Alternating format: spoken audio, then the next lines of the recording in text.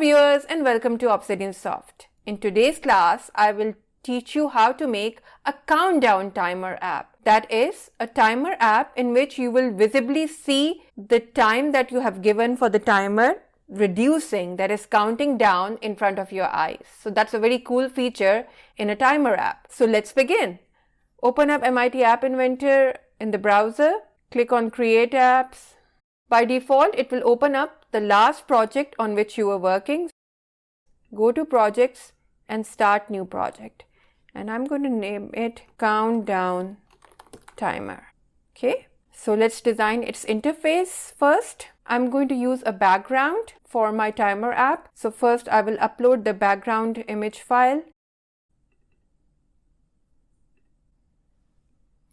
And I will choose that background that has been uploaded as the background image of our screen. So we have the screen 1, and I'm just going to go to background image and choose the file that I had already uploaded in the media. Make sure that you click on OK.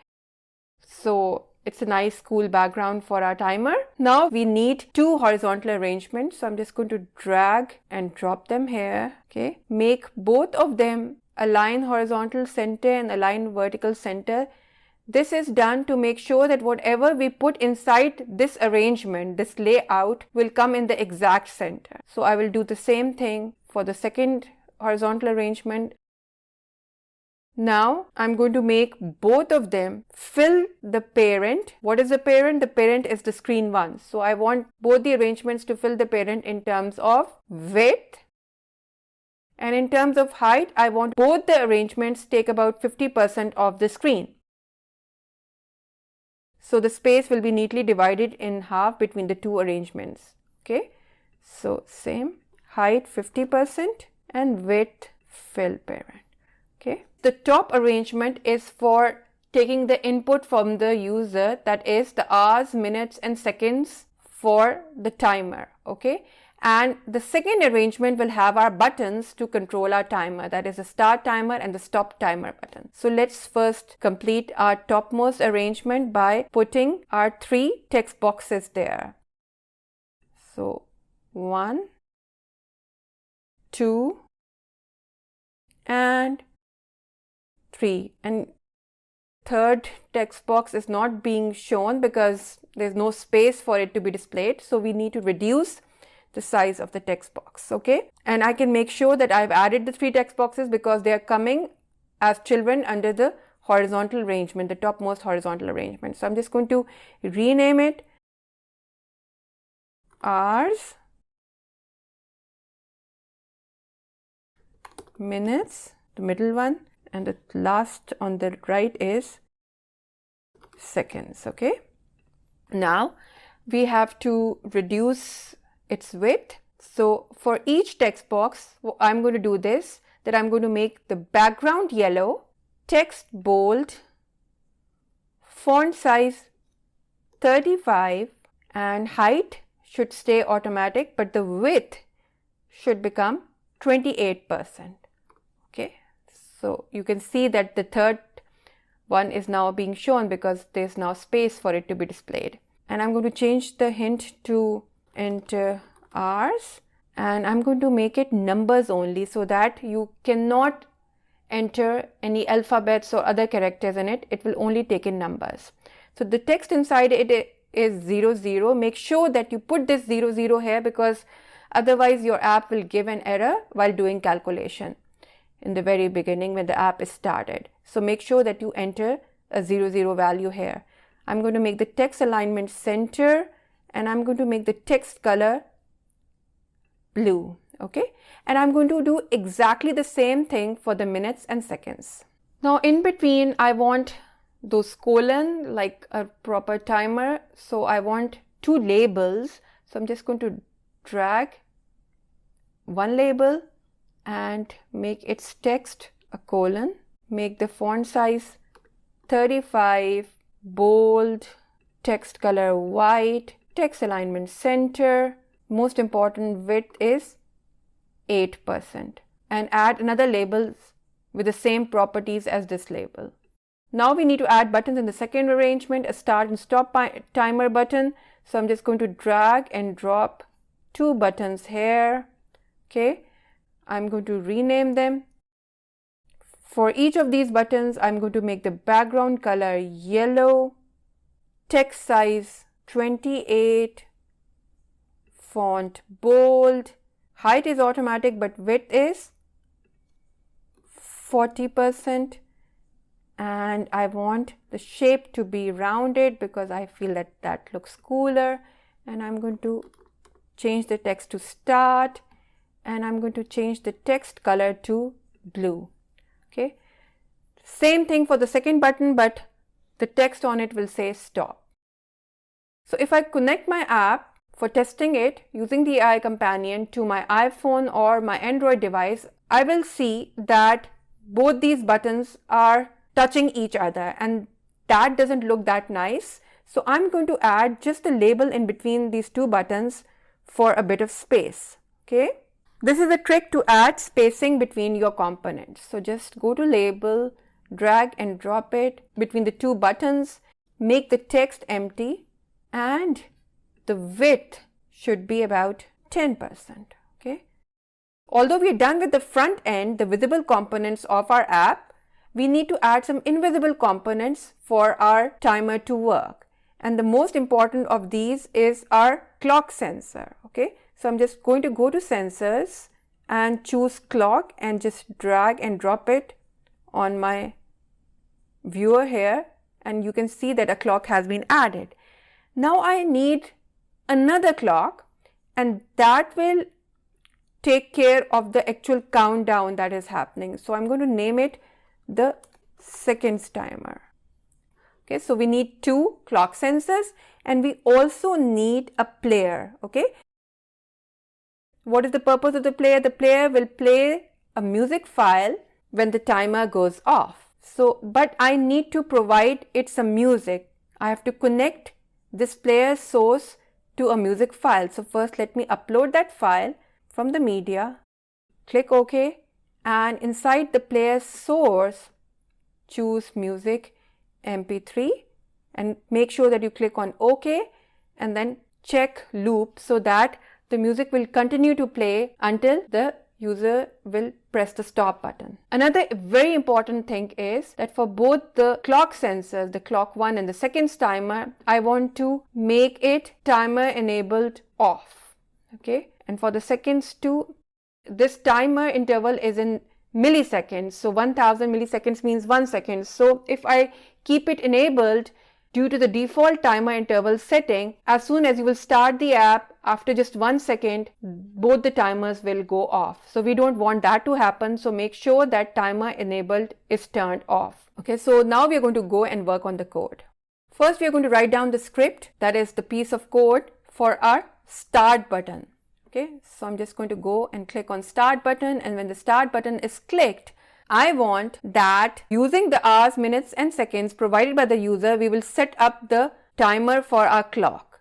Okay, the seconds timer is for the actual countdown to be happening. We are going to click on clock and choose set clock 1 dot timer interval and put it inside when start button is clicked. Now remember that this timer interval for our clock sensor is always in milliseconds. So we have to provide it time in milliseconds. So we have to convert the user provided hours, minutes and seconds into milliseconds. So how are we going to do that? We need to do some maths here. First of all, let's get the values inside our hours, minutes and seconds. So if I go to hours, I can get what is inside them by using this block hours.text. Similarly, if I go inside minutes, I can get whatever value the user has provided here. Okay, and similarly in seconds, I can get that. So I have my hours value, my minutes value and my seconds value, and using them I'm going to calculate my timer interval. So how many minutes are in 1 hour?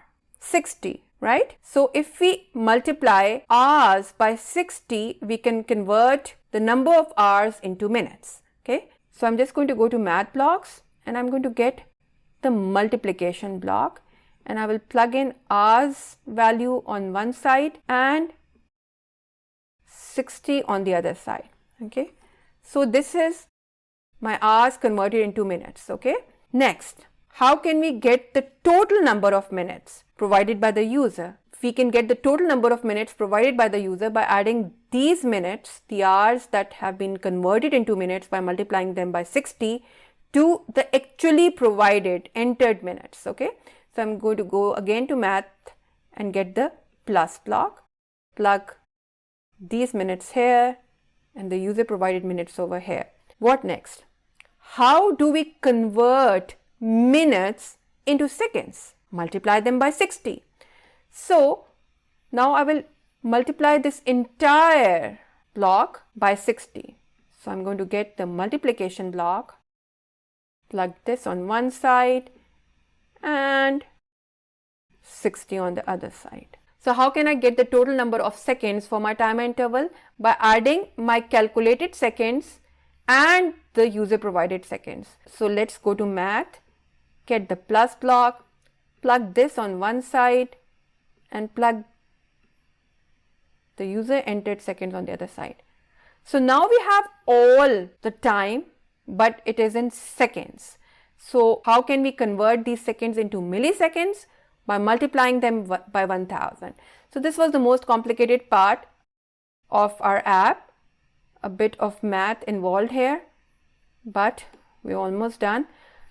Okay.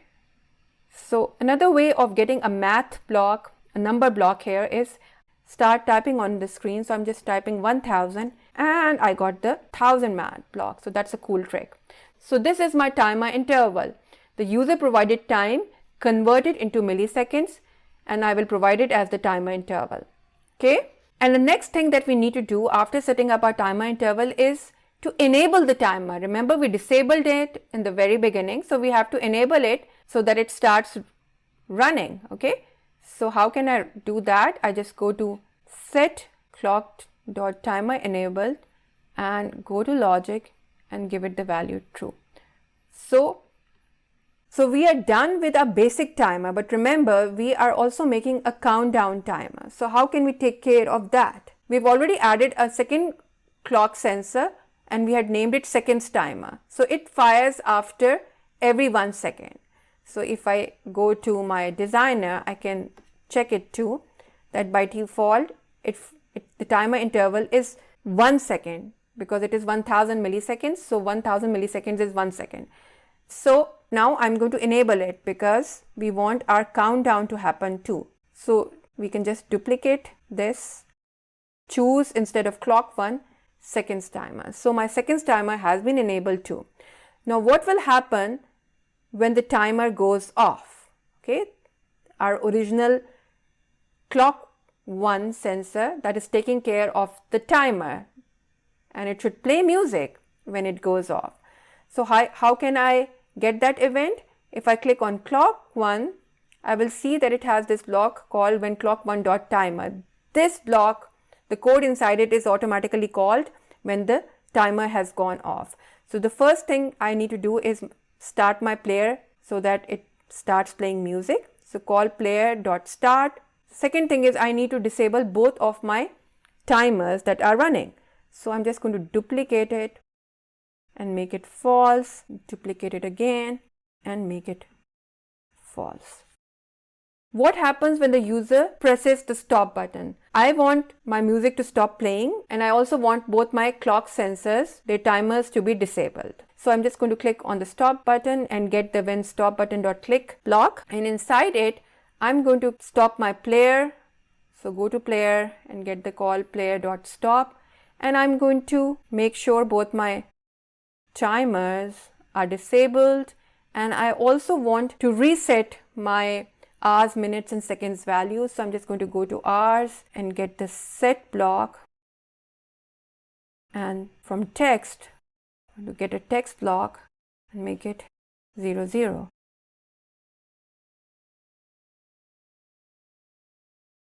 Okay, so this is done. Our timer will actually function, but it will not count down. So let's work on the countdown part. We are just using a seconds timer that runs separately from our clock timer that is taking care of playing the music when the user provided time is finished.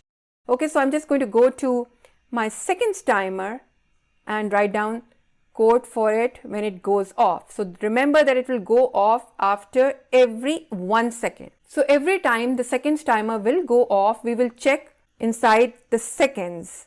If the seconds, the value inside the seconds text box is greater than 0, we just need to reduce it by 1. So the seconds will count down. I actually need from control this block, if then else block, because we have 3 conditions for seconds, minutes and hours. So first we are going to check whether the seconds are greater than 0. So I'm going to go to get math and get this equal to block, and inside it I'm just going to choose greater than, and if my seconds that I can get from here, same block, the value inside the seconds text box, if it is greater than 0, so I can type in 0 here and get a 0 block.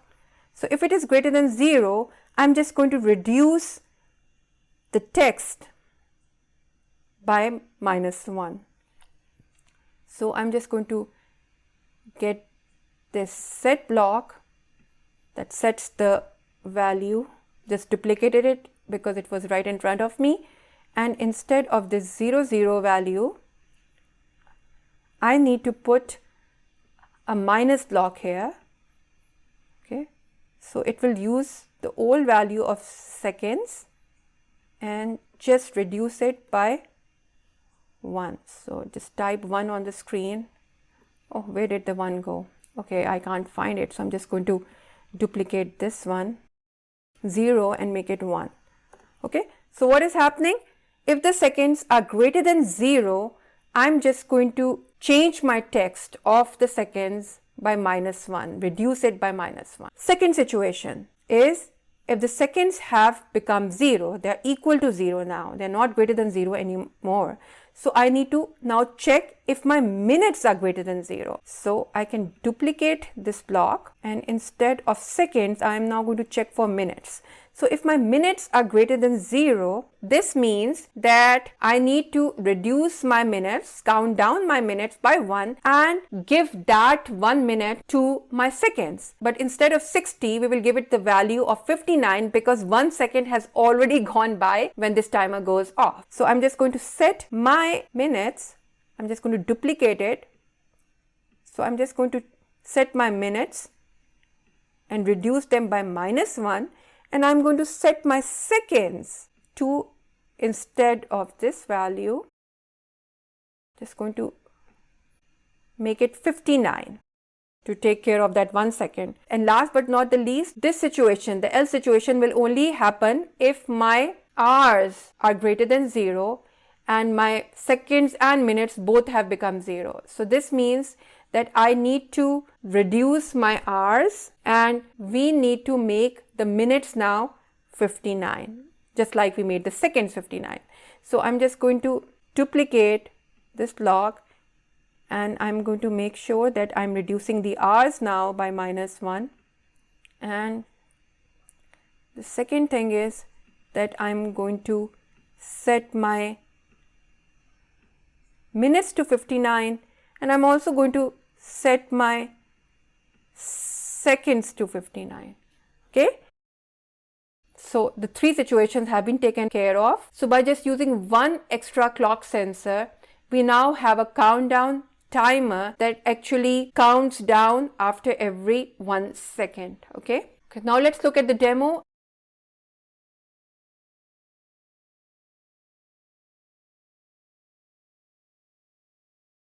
So as you can see that the countdown happens for both hours, minutes and seconds. So I hope you liked this video and you understood this tutorial. Do share it with your friends and family. And if you haven't subscribed to my channel, kindly do so. In my next class, I will teach you some other cool MIT App Inventor app. Thank you for watching my video. Have a good day and goodbye.